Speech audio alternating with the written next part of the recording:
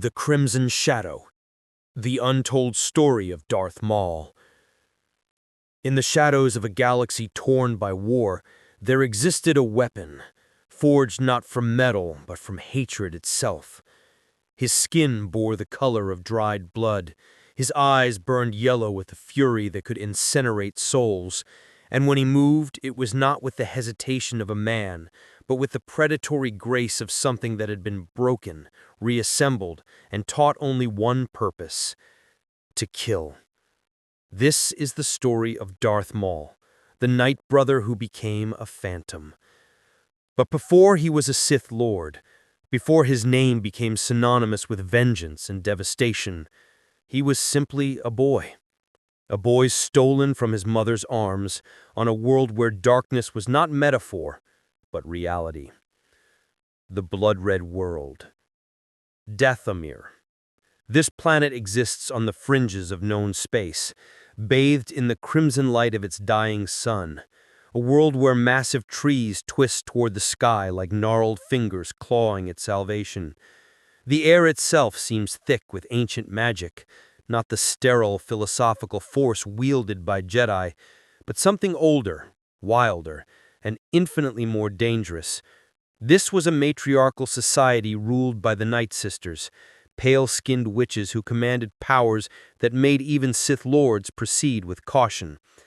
And beneath their rule lived the Night Brothers, Zabrak males marked by crowns of horns circling their heads like organic weapons, their skin painted in shades of red, orange, and yellow, as if their bodies had been dipped in flame. These were not free men. They were property, breeding stock and warriors kept in submission through brutal conditioning and dark sorcery. The Night Sisters forbade them from learning magic, denied them autonomy, and treated pain as education. To be born a Night Brother was to be born knowing your place was beneath someone else's heel. Yet Dathomir survived where countless other worlds fell into obscurity or destruction. Why? Because the Night Sisters understood something fundamental. Power recognizes power.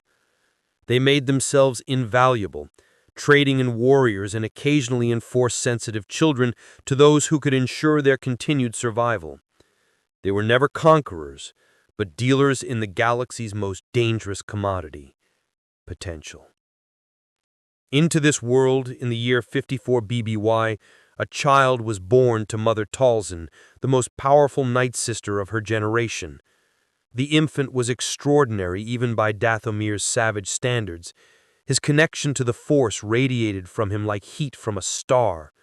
Where other Night Brother children showed promise, this one seemed made of it. His potential was so vast, so undeniable, that it drew attention from beyond Dathomir's blood-red skies. Darth Sidious, the Sith Lord who would one day rule the galaxy as Emperor Palpatine, came to Dathomir seeking precisely what Mother Talzin possessed: a weapon. In some accounts, Talzin surrendered her son willingly, perhaps hoping to forge an alliance with the Sith. In others, she tried to hide him, to save him from the fate she saw coming. The truth, like so many things about Maul's early life, remains shrouded. What we know with certainty is this: when Sidious left Dathomir, he carried with him a Zabrak child who would never know a normal childhood, never know mercy, and never know anything but the dark side's cold embrace. The boy was only a few years old. He had brothers, Savage Opress and Feral, who remained behind. He had a home, however harsh. He had an identity. Sidious stripped all of it away, replacing everything with a single word that would define his existence: Darth Maul. The making of a monster. What Sidious did to that child can only be described as weaponization of a soul. Training is too gentle a word, conditioning is too clinical. What occurred was systematic destruction of everything human, everything soft, everything that might cause hesitation when the moment came to strike. Maul was taken to Mustafar, to ancient Sith temples on Malachor, to battlefields where Jedi and Sith had once clashed, where the ground was still soaked with echoes of violence.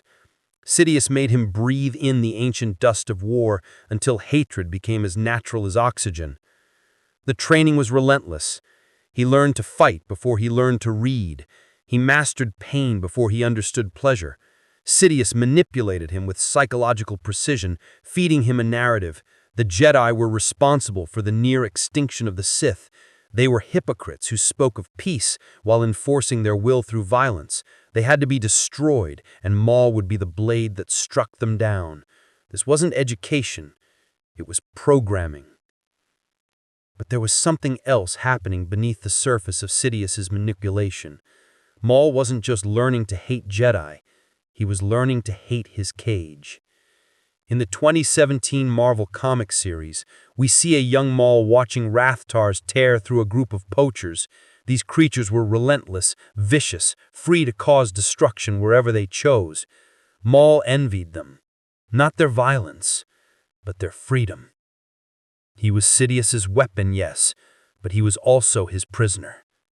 The Sith Master kept him on an impossibly short leash, forbidding him from engaging Jedi, from revealing himself, from testing the powers he'd spent years cultivating. Maul's appearance itself became a symbol of what he represented. His skin, naturally reddish, as all Dathomirian Zabrak, was covered in intricate black tattoos, patterns that marked him as something beyond human, beyond mercy. His horns, the crown of a Night Brother, grew as he did, circling his head in jagged points. And his eyes, the dark side transformed them into burning yellow furnaces that seemed to look through you rather than at you. He didn't blink often. When he moved, every gesture was economical, controlled, like a coiled spring waiting for the command to release. He wasn't tall, barely 5'9", but he radiated such intensity that he seemed to fill any space he occupied. And then there was his weapon. The double-bladed lightsaber was unorthodox, dangerous even to its wielder if not perfectly controlled. But in Maul's hands it became a crimson blur of death, spinning and striking with such speed that opponents often couldn't track both ends simultaneously. He fought using Juyo, the seventh form of lightsaber combat, also known as the ferocity form, aggressive, unpredictable, channeling raw emotion into overwhelming offense. Combined with his Night Brother agility, his acrobatic leaps and spins, Maul wasn't just a fighter, he was a force of nature. But Sidious continued to hold him back, using him for assassination missions against criminals and politicians, never against the true targets Maul craved, the Jedi. The frustration built inside him like magma beneath a volcano's surface. In one mission before the Phantom Menace, Maul learned of a Jedi Padawan named Eldra Cadus who had been captured by the Xerxes cartel. Defying Sidious's orders, Maul infiltrated the auction where she was being sold, rescued her from her captors, and then challenged her to a duel, not because Sidious commanded it, but because Maul needed it. He needed to prove to himself that years of training had been for something. The duel ended as expected, with the Jedi Padawan's death, but it revealed a truth Sidious would exploit. Maul's hatred was genuine, but so was his desperation for validation. Finally, after decades of preparation, Sidious gave Maul the command he'd been waiting his entire life to hear. At last, we will reveal ourselves to the Jedi. At last, we will have revenge. The Phantom strikes. The Battle of Naboo should have been Maul's coronation as the Sith's ultimate weapon. He was deployed to eliminate Queen Amidala, a pawn in Sidious's scheme to destabilize the Republic, but fate placed obstacles in his path, specifically Jedi Master Qui-Gon Jinn and his Padawan Obi-Wan Kenobi. Their first encounter on Tatooine was brief but telling. Maul engaged Qui-Gon with ferocious speed, his double-bladed saber a whirling storm of red light. The Jedi Master barely managed to retreat to his ship, reporting the impossible. The Sith, thought extinct for a millennium, had returned. The final confrontation occurred in the Theed Generator Complex, on Naboo, a vast chamber with platforms suspended over an infinite shaft, divided by energy barriers that cycled on and off. It was here that Darth Maul would either prove himself the ultimate Sith weapon or become a cautionary tale. The duel began with Maul facing both Jedi simultaneously. Watch how he fights in those moments. There's no panic, no hesitation. He's outnumbered and he fights as though he's drowning in joy. His blade creates complex patterns, defending and attacking in the same motion. He drives them back through corridor after corridor, pressing the advantage with relentless aggression. And then his blade found Qui-Gon Jinn's torso. The Jedi Master, a seasoned warrior who had survived countless conflicts, fell to Maul's saber. It should have been over. Maul had killed a Jedi Master, and only a Padawan remained. But this is where something crucial happened, something that would echo through Maul's entire existence. He underestimated Obi-Wan Kenobi. The young